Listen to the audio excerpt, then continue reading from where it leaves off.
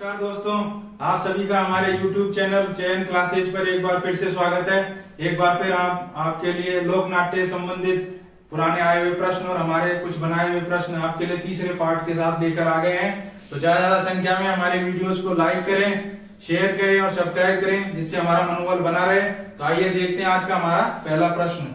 हमारा पहला प्रश्न है आज का, चार बेन जो राजस्थान की प्रचलित लोक गायन शैली है कहाँ की प्रसिद्ध है।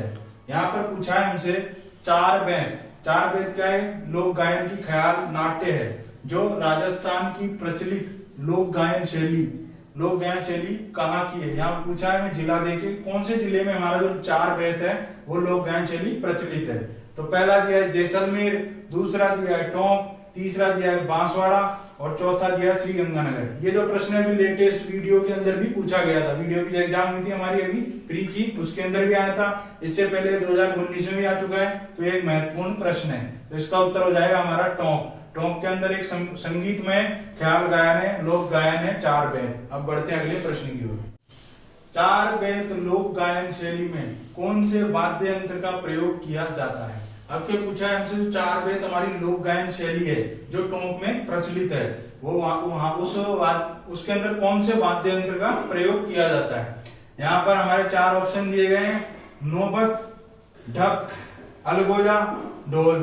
तो यहाँ पर जो हमारी चार बेत लोक गायन शैली है उसके अंदर ढप वाद्य यंत्र का प्रयोग किया जाता है।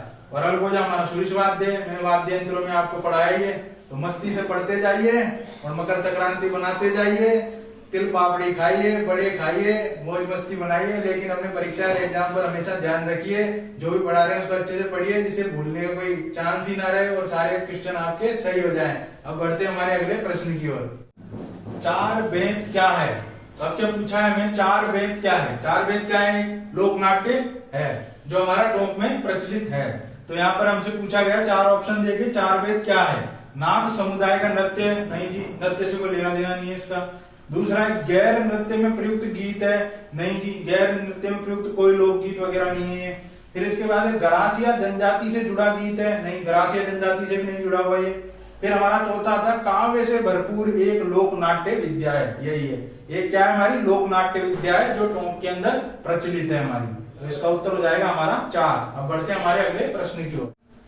टोंक के कौन से नवाब के समय में चार बेत लोक नाट्य विद्या का प्रारंभ हुआ था। यानी टोंक के वो नवाब कौन थे जिनके समय में जो हमारी टोंक की चार बेत लोक नाट्य विद्या है उसका प्रारंभ हुआ, ये हमसे पूछा गया है। यहाँ हमें चार टोंक के नवाबों के नाम दिए गए हैं। पहला मोहम्मद अली खां, दूसरा फैजुल्ला खां, तीसरा अली जफर खां, चौथा जलालुद्दीन खां। एक महत्वपूर्ण फैक्ट है जो मैंने आपके लिए खुद ने बना के तैयार करा कि आने की पूरी संभावना है।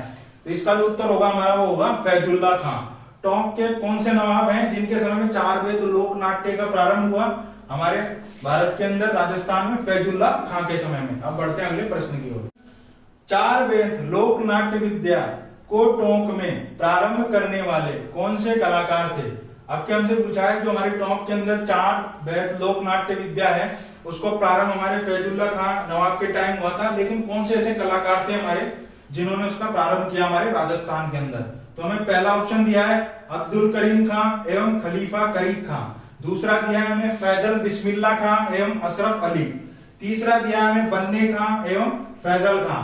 और चौथा दिया है हमें नदीम शाह एवं परवेज आलम। तो यहाँ पर जो हमारा उत्तर होगा इसका, चार बेत लोक नाट्य विद्या को टोंक में प्रारंभ करने वाले कलाकार थे हमारे अब्दुल करीम खां एवं खलीफा करीब खां। ये बहुत ही महत्वपूर्ण प्रश्न है, आने की पूरी संभावना है, इसलिए इसको याद कर लें। बाकी फैजल खां जो इसमें दिया है वो तो आपने देखा ही है, फिल्म नहीं देखी, तेरा बाप का और तेरे भाई का बदला लेगा फैजल, वो है ये फैजल खां। और अशरफ अली हमारे सनी देओल वाली फिल्म के अशरफ अली है। तो बढ़ते हैं हमारे अगले प्रश्न की ओर।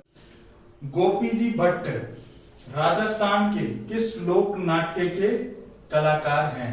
अब क्या हमसे पूछा है, कलाकार का नाम दिया है गोपी जी भट्ट राजस्थान के किस लोक नाट्य शैली के कलाकार हैं। चार ऑप्शन दिए गए हमें, तमाशा, स्वांग, रम्मत और नौटंकी। तो जो हमारे गोपी जी भट्ट हैं वो हमारी तमाशा लोक नाट्य के लिए प्रचलित है। और तमाशा जो लोक नाट्य है वो हमारा कहाँ का है, जयपुर का फेमस है। और ये अधिकतर जैसे भट्ट किसी के पीछे आ जाए, अगर मान लो आपको आ भी नहीं रहा है ना, तो अंदाजे से तमाशा लगा दे, छोड़े ना प्रश्न को, क्योंकि अधिकतर जिनमें भट्ट लगा रहता है वो तमाशा के कलाकार रहते हैं। बाकी मैं आपको आगे प्रश्न कराऊंगा और कलाकारों के नाम बढ़ते हैं आगे। तमाशा लोक नाट्य विद्या राजस्थान के कौन से जिले से संबंधित है? यहाँ पूछा गया हमारा तमाशा लोक नाट्य विद्या जो है, जिसका भी गोपी जी भट्ट लिखे आए थे कलाकार, वो कौन से जिले से संबंधित है? मैंने आपको बोल के बताया था, लेकिन मैंने इसका प्रश्न आपको बनाना उचित समझा। तो यहाँ पर जो है उदयपुर दिया है, इससे कोई लेना देना नहीं है, इसका दौसा से भी नहीं है। तीसरा दिया है जयपुर, जयपुर में तमाशा लोकनाट्य मुख्य रूप से प्रचलित है, तो हमारा उत्तर हो जाएगा जयपुर। जोधपुर का कोई लेना देना नहीं है। बढ़ते हैं आगे। तमाशा लोकनाट्य विद्या जयपुर में कौन से शासक के समय में प्रारंभ हुई थी? हमसे पूछा गया जो हमारी तमाशा लोकनाट्य विद्या है जो जयपुर की फेमस है, वो कौन से ऐसे शासक थे हमारे जयपुर के, उनके समय में, गोपी जी भट्ट के समय में, यानी गोपी जी भट्ट के द्वारा उसको प्रचलन में लाया गया। तो यहाँ में 4 शासकों के नाम दिए गए हमारे जयपुर के। पहले ईश्वरी सिंह जी, दूसरे सवाई प्रताप सिंह जी, तीसरे सवाई जय सिंह जी, चौथे सवाई मान सिंह जी। तो जो हमारी तमाशा लोकनाट्य विद्या है वो जयपुर में हमारे सवाई प्रताप सिंह जी के टाइम में प्रारंभ हुई थी, जिन्होंने हमारे जयपुर के अंदर हवा महल का निर्माण करवाया 1799 के अंदर, जो अति प्रसिद्ध है और जो हमारे भगवान कृष्ण के मुकुट के समान है, जिसमें 5 मंजिला है। और ये जो सवाई ईश्वरी सिंह जी हैं वो सवाई जय सिंह जी के बड़े पुत्र थे, जिन्होंने अपनी स्वयं ने जहर खा के आत्महत्या कर ली थी। एक इकलौते हमारे राजपूत शासक हैं जिन्होंने मराठों के दबाव में आकर ऐसा कृत्य कर लिया था। ये हम आपको हिस्ट्री के अंदर सारे पढ़ाएंगे, जब और अच्छे से फैक्ट बताएंगे। चलो बढ़ते हैं आगे। हमसे पूछा गया इस प्रश्न के अंदर नौटंकी तथा रामलीला, नौटंकी तथा रामलीला राजस्थान के किस भाग में अधिक प्रचलित है? तो हमने रामलीला तो देखी होगी, दिल्ली के अंदर हमारे दशहरे पर होती है, खूब राम जी तीर मारते हैं और दशहरे पर रावण को लंबलेट कर देते हैं। तो अब देखते हैं नौटंकी और रामलीला। मुख्य रूप से नौटंकी हमारे राजस्थान में फेमस है, लेकिन यहाँ रामलीला है, तो दोनों को याद रखना है। नौटंकी तथा रामलीला के बारे में पूछा गया। उत्तरी भाग में हमारे गंगानगर हनुमानगढ़ आता है, तो वहां पे नहीं है। दूसरा है पूर्वी भाग, तीसरा है हमारा पश्चिमी भाग। पूर्वी भाग में हमारे जिले आते हैं, जैसे भरतपुर हो गया, अलवर हो गया, सवाई माधोपुर हो गया, करौली हो गया, ये वाला भाग। फिर पश्चिमी भाग में हमारे मरुस्थलीय जिले आ जाएंगे, बाड़मेर हो गया, जैसलमेर हो गया, बीकानेर हो गया ये। फिर हमारे दक्षिणी भाग जो हमारा उदयपुर हो गया, बांसवाड़ा हो गया, ये सारा भाग। तो यहाँ पर हमारा जो उत्तर होगा वो होगा हमारा पूर्वी भाग। नौटंकी तथा रामलीला हमारे मुख्य रूप से राजस्थान के पूर्वी भाग में प्रचलित है, और उसमें भी मुख्य रूप से अगर भरतपुर देखें तो वो तो जिले याद करने हैं, तो जैसे भरतपुर, अलवर, करौली, सवाई माधोपुर ये। तो अब चलते हैं हमारे अगले प्रश्न की ओर। नौटंकी लोक नाट्य कला राजस्थान के कौन से जिलों में प्रचलित है? हमसे पूछा गया है जिले। इससे पहले क्या पूछा था? दिशा वाइज कौन से क्षेत्र में? तो मैंने बताया था आपको पूर्वी क्षेत्र। तो पूर्वी क्षेत्र के हिसाब से हमें जिले, जो मैं आपको बोला था पहले, वो जिले खोजने हैं। तो यहाँ पर नौटंकी लोक नाट्य कला हमारे कौन से जिलों में? पहला ही ऑप्शन हो जाएगा पूर्वी जिले, भरतपुर, धौलपुर, सवाई माधोपुर, करौली, अलवर। हमारा उत्तर है भरतपुर, धौलपुर, करौली, सवाई माधोपुर और अलवर। बाकी क्या है, हमें कंफ्यूज करने के लिए दिया है, हमें याद रखना है। दिशा पूर्वी दिशा में प्रचलित है, जिसके अंदर मुख्य जिले हमारे पूर्वी जिले आ गए, भरतपुर, धौलपुर, सवाई माधोपुर, करौली और अलवर। अब बढ़ते हैं आगे। एक और शानदार प्रश्न, यह आया हुआ प्रश्न है, RS 1999 में आया है और 2019 के अंदर भी ये पूछा गया है। यहाँ पूछा है हमसे राजस्थान में भवाई नाट्य, अब के कौन सा नाट्य चेंज हो गया, भवाई नाट्य के जन्मदाता थे। कौन से वो व्यक्ति हैं इन चारों में से जिन्होंने राजस्थान के अंदर भवाई नाट्य का जन्म दिया, यानी उसको प्रचलन में लाया? पहला दिया है अली बख्शी, कोई नहीं, मतलब अली बख्शी कौन से? अली बख्शी के ही जन्मदाता है, और अली बख्शी कहां पर है? हमारे अलवर में। फिर हमारे लच्छी राम जी, इनका भी कोई लेना देना नहीं है। तीसरा हमारे बागा जी, तो जो बागा जी हैं उनका संबंध हमारे भवाई नाट्य से, वही प्रवर्तक है, वही जन्मदाता है राजस्थान के अंदर भवाई नाट्य के। मूलतः जो भवाई नाट्य है हमारा, ये कहां से है? हमारे गुजरात राज्य से संबंधित है, वहां से ये हमारे राजस्थान के अंदर आया है और अब ये प्रचलन में आ गया है। गोपाल जी कोई मतलब नहीं है, ऐसे ही दिया गया, गोपाल जी का भजन करो तो सर्दी में मेवा खाओ। आगे बढ़ते हैं। लोक नाट्य के रूप में बाबूजी की फड़ अत्यंत लोकप्रिय है। तो यहाँ पूछा है कि पाबूजी कौन है? यहाँ पे है लोक नाट्य के रूप में पाबूजी की फड़ गाई जाती है हमारे पश्चिमी राजस्थान के अंदर मुख्य रूप से पाबूजी कौन है, हमारे ऊंट के लोक देवता हैं। तो यहाँ पर वही पूछा है कि पाबूजी कौन है। तो यहाँ में 4 ऑप्शन दिए गए हैं। लोक कलाकार हैं, नहीं जी लोक कलाकार है ही नहीं, वो तो लोक नायक हैं। तीसरा दिया है लोक साहित्यकार हैं। चौथा दिया है हमें स्वतंत्रता सेनानी है। तो जो लोक देवता होते हैं उनको लोक नायक भी कहा जाता है। पाबूजी कौन है, हमारे लोक देवता हैं, लोक नायक हैं। पश्चिमी राजस्थान में मुख्य रूप से ये कोल्लू बाड़मेर के अंदर है इनका मुख्य स्थान, और ये ऊंटों के देवता कहे जाते हैं। बाकी लोक देवता पढ़ाएंगे और पढ़ाएंगे कि माता पिता कौन थे सब। चलिए बढ़ते हैं आगे। ये प्रश्न अति महत्वपूर्ण है, असिस्टेंट एग्रीकल्चर परीक्षा के अंदर पूछा गया 2019 में। तो अच्छे से पढ़े, अपनी कॉपी में नोट डाउन कर लें। पाबूजी की फड़ में भोपा द्वारा प्रयोग किया जाने वाला लोक वाद्य है। यहाँ पर पूछा गया जो हमारी पाबूजी की फड़ होती है, जो ऊंट के लोक देवता माने जाते हैं, हमारे कोल्लू बाड़मेर के प्रसिद्ध है। तो यहाँ पर जो इनकी फड़ बांची जाती है उसमें कौन सा वाद्य यंत्र प्रयोग में किया जाता है।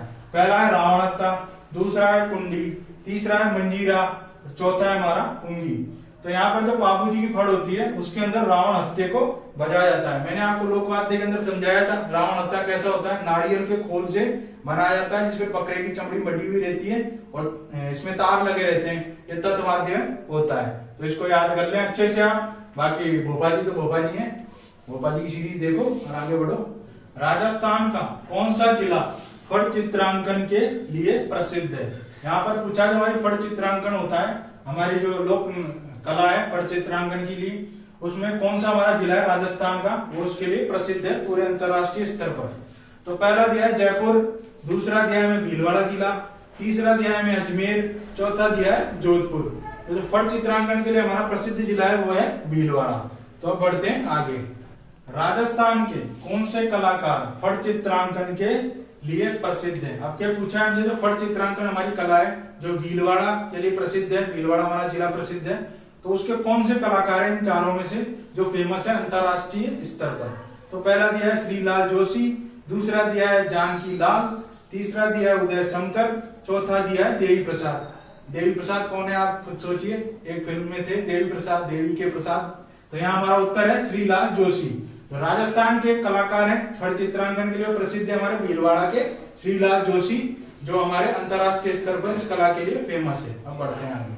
तो दोस्तों आज हमने आपको लोक नाट्य संबंधित अपना अगला पार्ट प्रोवाइड कर दिया है, जिसमें आए हुए प्रश्न अभी तक और जो आने वाले फैक्ट्स हैं, जिनकी संभावना है, वो हमने एक बार फिर आपको प्रोवाइड कर दिए हैं। ये हमारा इस चैप्टर का तीसरा पार्ट है।